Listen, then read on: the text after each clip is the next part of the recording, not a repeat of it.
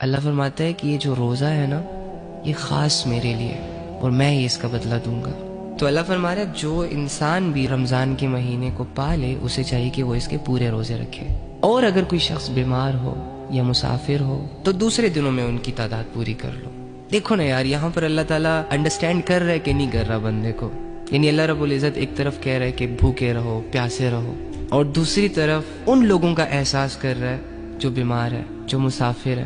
یعنی اس زمانے میں اگر سوچا جائے تو آج کل تو گاڑیاں ہیں، گرمیوں میں اے سی لگا ہوتا ہے، سردیوں میں ہیٹرز لگے ہوتے ہیں، لیکن اس وقت جو سفر ہوتا تھا وہ بہت مشکل ہوتا تھا۔ لوگ گدھوں گھوڑوں پہ سفر کیا کرتے تھے، تپتی ریت پر، دھوپ پر، چٹانوں پر چڑھا کرتے تھے۔ تو ظاہری سی بات ہے اتنی ٹف سچویشن میں 2 کلومیٹر چلنے کے بعد زبان باہر آ جاتی ہے پیاس سے، اگر پینے کو کچھ ملے نا تو جان حلق تک آ جاتی ہے۔ تو اللہ احساس کر رہا ہے نا مسافروں کا، اللہ کو پتہ ہے نا کہ سفر میں کیا حال ہوتا ہے۔ دیکھو اللہ کیسے جان رہا ہے انسان کی فیلنگز۔ تو مسافروں پر روزہ معاف کر دیا کہ اگر کوئی ضروری سفر ہے اٹس اوکے، نو پرابلم، آپ کے پاس آپشن ہے، چاہے تو آپ روزہ اسکپ کر دو، لیکن بعد میں پھر اس کی قضا بھی کرنی ہے رمضان کے بعد، جب تم ایزی ہو جاؤ، جب تم ریلیکس ہو جاؤ۔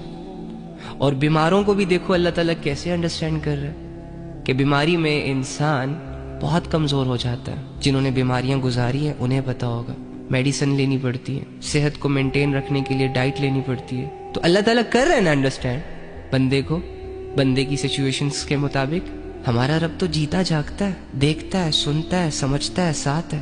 ہمارا رب زمینی من گھڑت خداؤں کی طرح تھوڑی نا کہ جن کے سامنے رویا جائے، جن کے سامنے لمبی لمبی باتیں رکھی جائیں اور وہ ٹس سے مس نہ ہو۔ ہمارا رب تو الحمدللہ تو بیماروں پر روزہ معاف کر دیا۔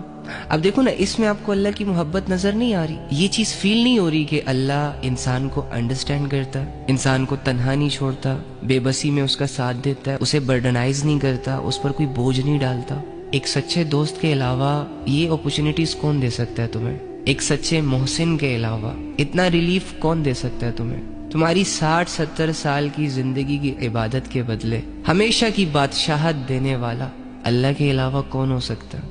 50 سال کے گناہوں کے بعد ایک رات کی عبادت اور دل سے نکلے چند توبہ کے الفاظوں سے تمہارے 50 سال کے گناہوں کو معاف کرنے والا اللہ کے علاوہ کون ہو سکتا ہے؟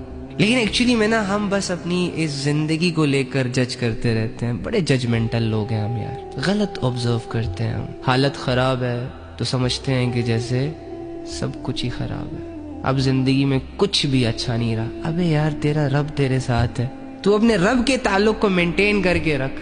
دنیا اجڑتی ہے تو اجڑنے دینا، تیرا لینا دینا ہی کیا ہے اس دنیا سے؟